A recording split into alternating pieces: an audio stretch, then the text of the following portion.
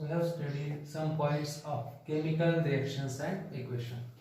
तर आता याच्या अगोदरचा पॉइंट आपला काय होता की इक्वेशन कसं राईट करतात किंवा इक्वेशन राईट करण्यासाठी कोणते कोणते रूल्स आहेत. We have studied that reactant can be written from left side, product written from right side, and arrow between reactant and product indicate direction of a reaction. Arrow between reactant and product indicate direction of a reaction. Second rule, जर reactant आणि product याच्यात जर आपल्याला state माहित असेल solid liquid gas तर त्याच्या bracket मध्ये लिहायची असते. अजून काय बघितलं आपण, जर हीट गिव्हन आउटसाइड तर एरोच्या वरती ट्रायंगल साइन, आणि जर हीट जर बाहेर पडत असेल तर प्रॉडक्टच्या पुढे काय लिहायचं हीट. नंतर स्पेशल कंडिशन टेम्परेचर प्रेशर अशा ज्या गोष्टी आहेत त्या एरोच्या वरती लिहायच्या असतात. असे आपण बरेचसे रूल्स बघितलेले आहेत. Our next point is balancing a chemical equation. Our next point is balancing a chemical equation. आता हा पॉइंट बघण्याच्या अगोदर आपण एक एक्सपेरिमेंट करू. This is very interesting experiment. आपण काय करणार आहे बघा, आपल्याकडे 3 ॲपरेटस आहे. First one conical flask, second one test tube and third one is weight balance. असे आपले 3 ॲपरेटस आहे. आपण काय करणार, in a conical flask take a AgNO3 solution. Conical flask मध्ये सिल्वर नायट्रेटचं सोल्युशन घेणार, टेस्ट ट्यूब मध्ये सोडियम क्लोराईडचं सोल्युशन घेणार, कोनिकल फ्लास्क मध्ये टेस्ट ट्यूब उभी ठेवणार आहे आणि ती tie the end with thread, ती दोऱ्याने बांधणार आहे आणि वरती कॉर्क लावणार आहे आणि हे जी असेंबली आहे हिचं वेट करणार आहे. सिंपल काय करणार आहे बघा, कोनिकल फ्लास्क मध्ये AgNO3, टेस्ट ट्यूब मध्ये सोडियम क्लोराईड आणि त्याला रबर कॉर्क अटॅच करणार आहे. अशा प्रकारे आपली असेंबली असणार आहे आणि आपण त्याचं वेट कॅल्क्युलेट करणार आहे. नेक्स्ट काय करणार आपण, तो जो कोनिकल फ्लास्क आहे तो असा तिरका करणार आहे. कोनिकल फ्लास्क काय करणार आहे तिरका.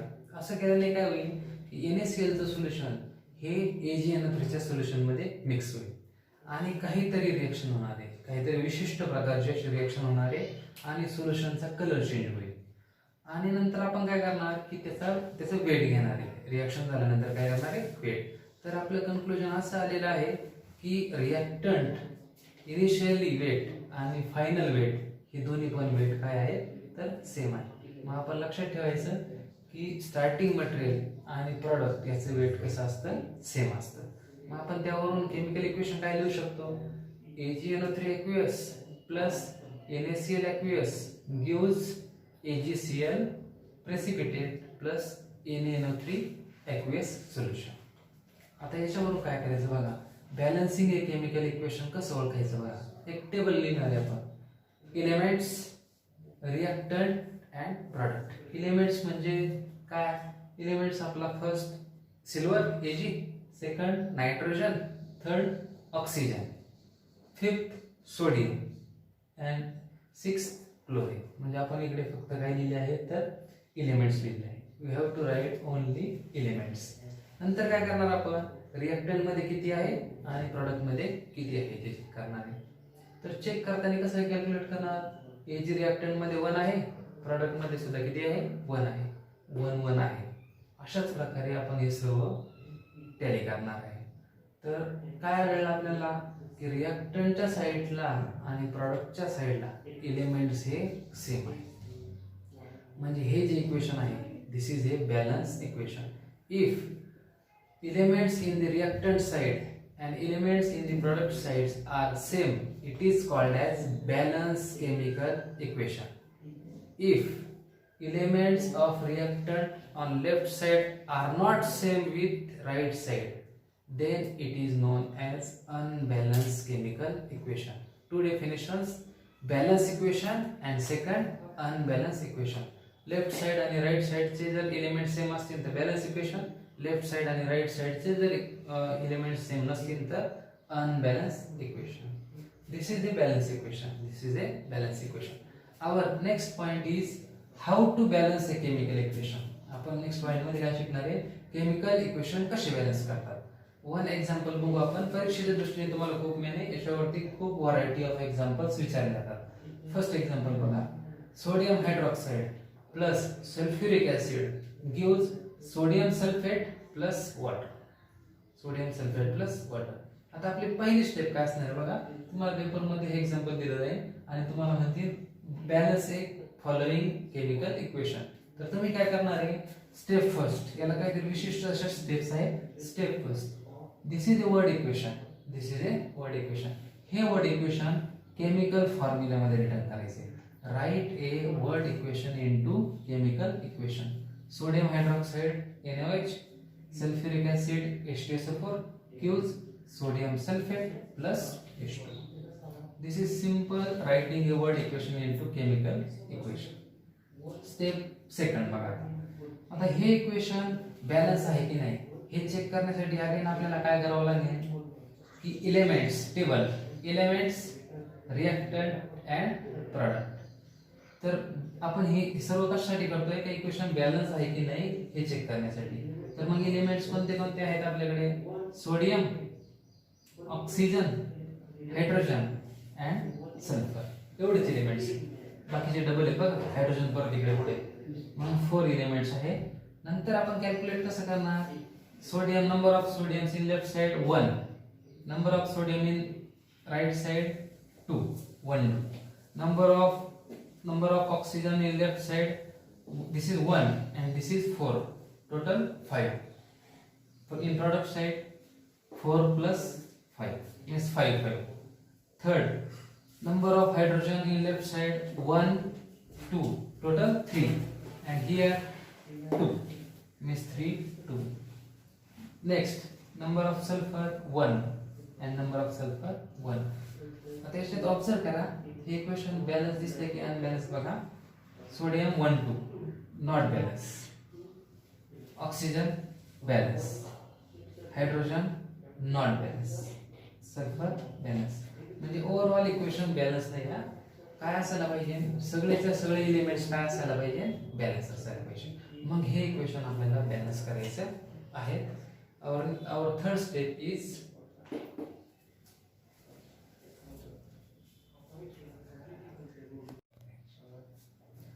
we have to explain balancing a chemical equation. We have studied step first and step second.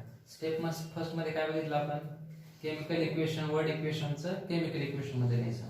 Second मध्ये काय बघायचं, केमिकल इक्वेशन बॅलन्स आहे की नाही बॅलन्स. तर आपण बघितलं की बॅलन्स नाही. तर आता आपण त्या केस मध्ये काय बघितलं की बॅलन्स काय नाही आपल्याकडे, सोडियम ॲटम बॅलन्स नाही. Our sodium atom is not balance. मग आता सोडियम ॲटम्स किती आहेत, रिएक्टंट मध्ये 1 आहे, प्रोडक्ट मध्ये 2 आहे. तर तुम्ही काय करायचं बघा, असा कोणता डिजिट आहे की त्याने जर मल्टिप्लाय केलं तर दोन्ही पण साइड सेम होतील. तर बघू आपण, प्रोडक्ट साइडला number of sodium atoms are 2, reactant side only 1, hence 2 multiplied to reactant, hence total number of sodiums becomes now 2. hence equation काय झालं बघा, सुरुवातीला आपण काय लिहायचो, NaOH लिहायचो बघा, पण आता आपण काय केलेलं आहे, रिएक्टंट साइडला कितीने मल्टिप्लाय केलेलं आहे, 2. hence equation is twice NaOH plus H2SO4 gives Na2SO4 plus H2. इथपर्यंत झालं. आता हे इक्वेशन बॅलन्स आहे की नाही हे आपल्याला परत चेक करावं लागेल. जोपर्यंत बॅलन्स मिळत नाही तोपर्यंत आपण करत राहणार. मग परत टेबल कसं तयार करायचा, एलिमेंट्स, रिएक्टंट, प्रॉडक्ट. आता एलिमेंट्स कोणते कोणते, परत sodium, oxygen, hydrogen and sulphur. परत सोडियम किती आहे आता आपल्याकडे, 2, reactant 2, product 2, oxygen reactant 6, product 5, and hydrogen 4, 2 and sulphur 1, 1. अशा प्रकारे आहे. आता याच्यामध्ये काय काय बॅलन्स येते बघू. आपल्याकडे बॅलन्स फक्त काय आहे, सोडियम अँड सल्फर, हे दोनच बॅलन्स आहे. म्हणजे अजून काय बॅलन्स नाही आता, ऑक्सिजन अँड हायड्रोजन. आता हे दोन ऑब्झर्व करायचे. यापैकी आपण कोणत्या डिजिटला मल्टिप्लाय केल्यानंतर सेम येईल बघू. कोणत्या डिजिटला मल्टिप्लाय, आता 6 ने एखाद्या संख्येने मल्टिप्लाय केलं तर 5 येणार आहे का, नाही. किंवा 5 ने एखाद्या संख्येने मल्टिप्लाय केलं तर 6 येणार आहे का, होल नंबर, नाही. 4 ने जर मल्टिप्लाय केलं तर 2 पेक्षा जास्त आन्सर येईल. 2 ला जर 2 ने मल्टिप्लाय केलं तर 4 आन्सर येईल. म्हणजे आपण काय बॅलन्स करू शकतो, H. म्हणून काय घ्यायचंय, multiply hydrogen by right two. Right साईडलाच का मल्टिप्लाय करायचे, राईट साईडला मल्टिप्लाय केल्यानंतर लेफ्ट साईडचं काही आन्सर येईल 4.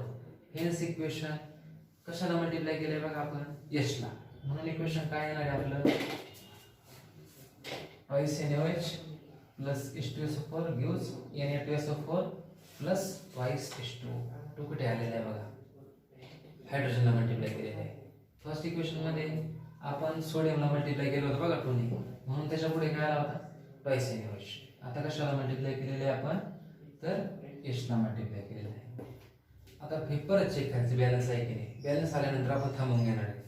अगेन एलिमेंट्स नंतर रिएक्टंट मध्ये किती आहे, प्रॉडक्ट मध्ये किती. तर आता इथे काय आलेले आहे, ऑल आर बॅलन्स.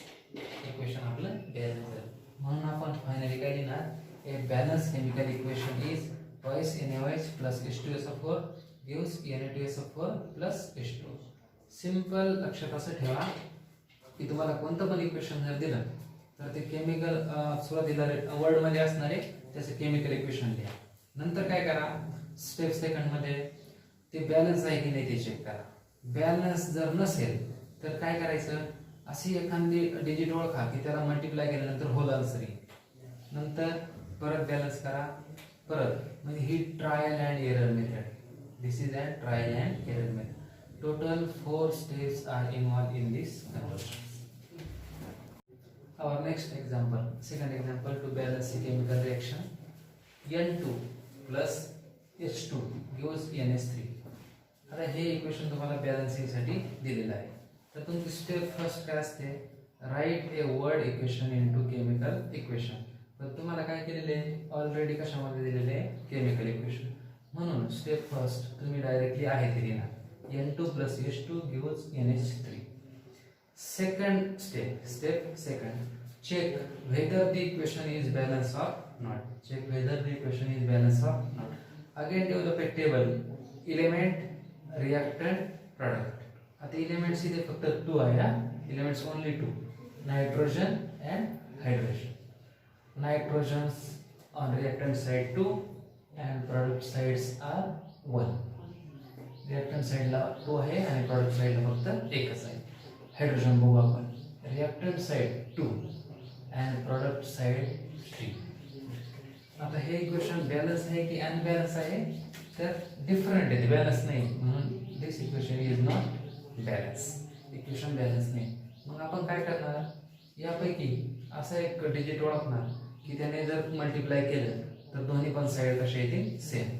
आपण सिलेक्ट करणार आहे, नायट्रोजनला सिलेक्ट करायचं की हायड्रोजनला. आता नायट्रोजनला लेफ्ट साइडला 2, राईट साइडला 1 आहे. 1 ला जर 2 ने मल्टिप्लाय केलं तर आन्सर किती येईल, 2. तसं इकडे होल नंबरने मल्टिप्लाय केलं तर आन्सर येणार नाही. म्हणून आपण काय सिलेक्ट केलेलं आहे, नायट्रोजन. आता स्टेप थर्ड मध्ये काय केलेलं आहे बघा, ABCD असे 4 ऑप्शन घेणार आहे आपण. तर आता आपल्याला काय बॅलन्स करायचे, सुरुवातीला नायट्रोजन. मग आपण नायट्रोजन घेतला, एलिमेंट्स नायट्रोजन. इनिशियली किती होता, 2, फायनली किती होता, 1. आपण कुठे मल्टिप्लाय करतोय, प्रॉडक्ट साइड. म्हणून फायनली 2 into 1, 2 into 1. म्हणजे आपल्याला करायचं काय, कितीने मल्टिप्लाय करायचे, राईट साइडला 2 ने करायचे. इक्वेशन काय येईल बघा बरं आपलं, N2 as it is, N2 plus H2 आणि 2 ने आपण राईट साइडला मल्टिप्लाय केले, म्हणून twice NH3 इथपर्यंत आलं. आता परत हे बॅलन्स आहे की नाही ते चेक करण्यासाठी टेबल डेव्हलप करणार. Elements nitrogen hydrogen, elements observe करा, observe the elements. Nitrogen 2, left side, right side 2. Again H left side 2 and right side 3 into 2 means total 6. Equation is not balanced. Equation balance नाही. मग equation जर balance करायचं असेल तर आता nitrogen balance आहे, त्यामुळे आपण त्याला बॅलन्स करणार नाही. आता कसं काय बॅलन्स करावं लागते आपल्याला, हायड्रोजन. म्हणून आपल्याला काय करावं लागेल बघा, हायड्रोजनच्या लेफ्ट साइडला जर आपण 3 ने जर मल्टिप्लाय केलं तर आन्सर किती, 6 येईल. म्हणून आपण कसला टेबल घेतला एचचा. एलिमेंट एच इनिशियली किती होते 26, इनिशियली 26, नंतर त्याला एच ने किती मल्टिप्लाय करायचं 3 ने मल्टिप्लाय करायचं 6 आलं.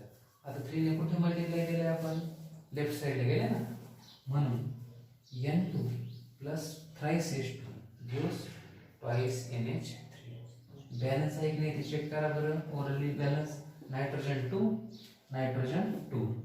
Hydrogen total 6 hydrogen and total 6 hydrogen means this equation is a balanced chemical equation. Total 4 step आले पाहिजे.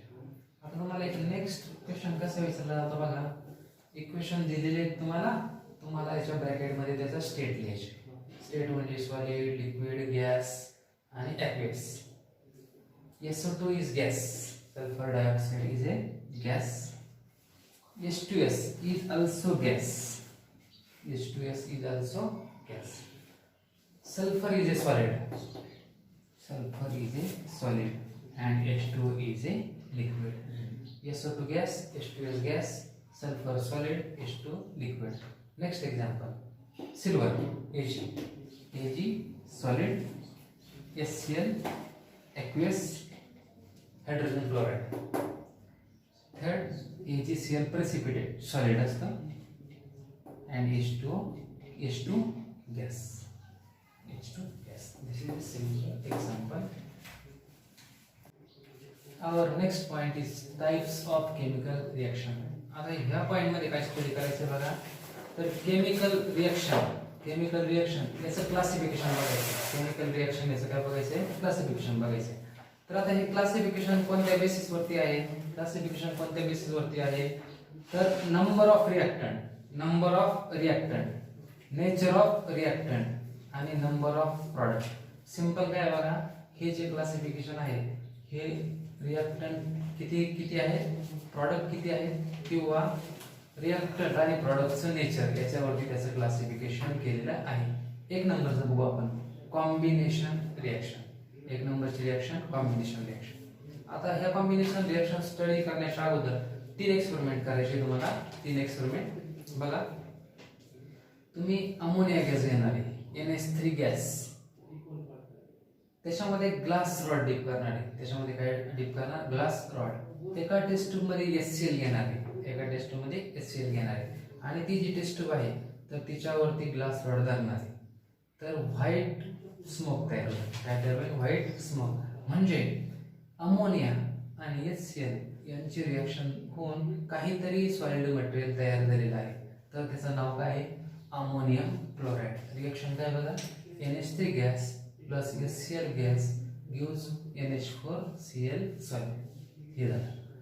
सेकंड काय करायचं बघा तुम्हाला, मॅग्नेशियम स्ट्रिप घ्यायची, मॅग्नेशियमची पट्टी घ्यायची छोटीशी, ती स्पॅच्युला मध्ये धरून बर्न करायची.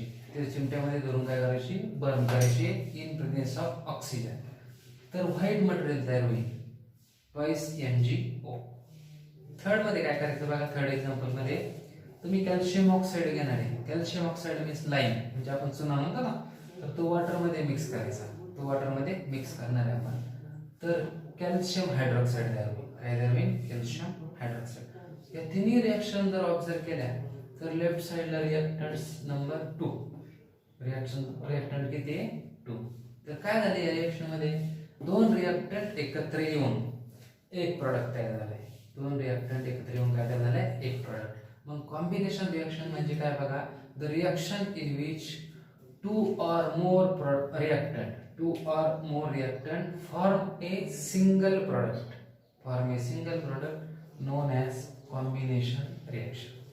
This is a simple combination reaction. 2 reactant असणारे आणि 2 रिएक्टंट पासून एक प्रोडक्ट तुम्हाला मिळणार आहे, कॉम्बिनेशन रिएक्शन. सेकंड बघा, decomposition reaction. Second example is decomposition reaction. तुम्हाला एक्सपेरिमेंट काय करायचं बघा, घरी इव्हॅपोरेटिंग डिश घ्यायची, इव्हॅपोरेटिंग डिश, त्याच्यामध्ये शुगर घ्यायची. त्याच्यामध्ये तुम्ही शुगर घेणार आहे आणि ती शुगर तुम्ही बर्नर वरती हीट करणार आहे. खूप वेळानंतर हीट केल्यानंतर काय होईल, ती जी शुगर आहे ती पूर्ण बर्न होईल आणि खाली ब्लॅक मटेरियल राहील. फक्त जळल्यानंतर फक्त ब्लॅक मटेरियल राहील. म्हणजे त्याच्यात रिएक्शन काय होणार आहे, शुगर मध्ये सुक्रज असतं, sweet 12H22O11 sugar, cane sugar, याला आपण हीट करणार आहे. एरोच्यावरती ट्रान्झिशन मीन्स हीट. काय शिल्लक राहणार आहे? फक्त कार्बन शिल्लक राहणार आहे आणि वॉटर इव्हॅपोरेट होणार आहे. वॉटर इव्हॅपोरेट होणार आहे. सेकंड केस मध्ये काय केलं बघा आपण त्या दिवशी फर्स्ट एक्झाम्पल काय केलं? कॅल्शियम कार्बोनेट याला हीट केलं. Calcium oxide plus CO2 gas release झाला. या दोन्ही रिएक्शन आपण ऑब्झर्व करू. दोन्ही पण रिएक्शन रिएक्टंट 1 आहे आणि प्रोडक्ट किती आहे? तर 2 आहे. तर मग तुम्ही डिकम्पोजिशन मध्ये काय म्हणू शकता? The reaction in which only one reactant get decomposition into 2 or more product. Combination मध्ये काय व्हायचं? 2 or more reactant gives 1 product. Decomposition मध्ये काय होणार आहे? 1 reactant gives 2 product. Means combination and decompositions are opposite reactions.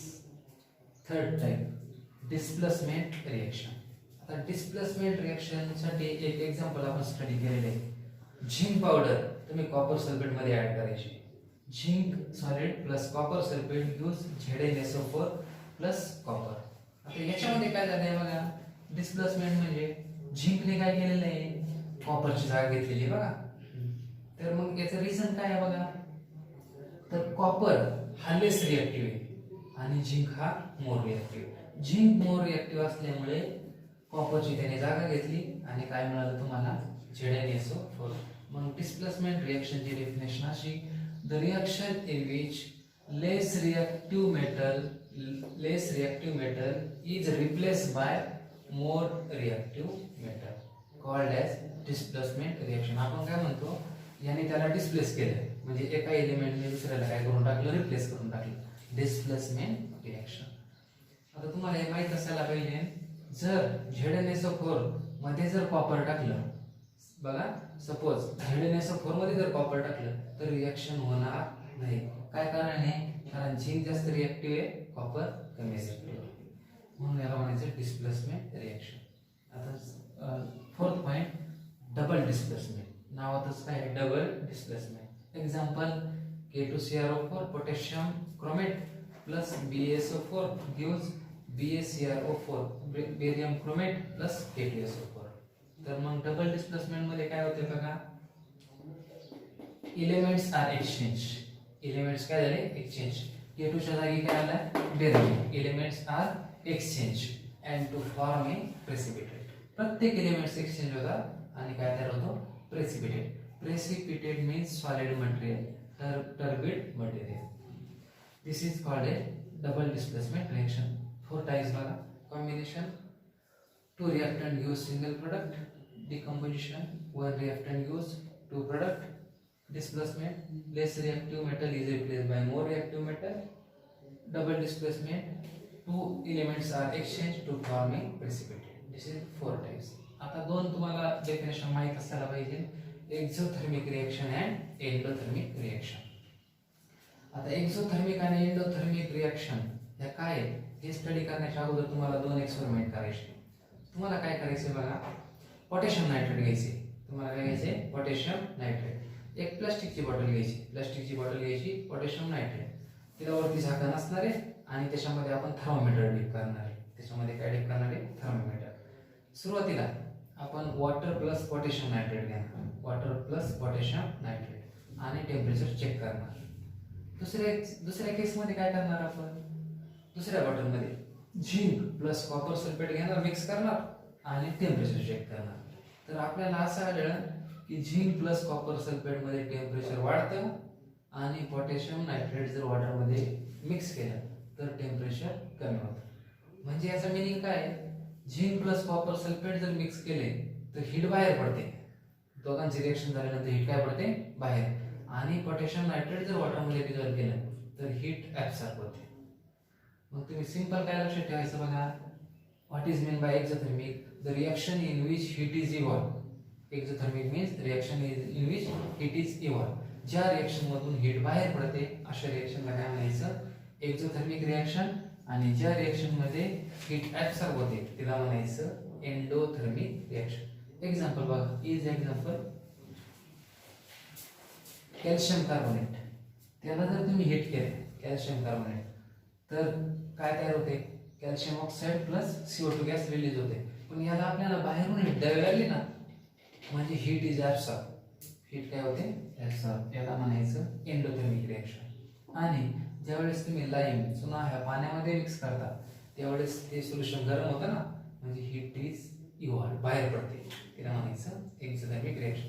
Reaction ओळखायचं simple sine बघा, एरोच्या वरती जर ट्रायंगल साईन असेल तर एंडोथर्मिक, आणि इकडे पुढे जर हीट सिम्बॉल असेल तर exothermic reaction. Reaction in heat is called exothermic. Our next point is rate of chemical reaction. आता रेट ऑफ केमिकल रिॲक्शन काय आहे ते स्टडी करण्यासाठी आपण एक्झाम्पल बघणार. तर आता आपण काय करणार की तुम्ही घरगुतीमध्ये घरामध्ये काय करता की सोडा असतो आपल्याकडे आणि तुम्ही त्याच्यामध्ये लेमन ज्यूस हे करता बघा.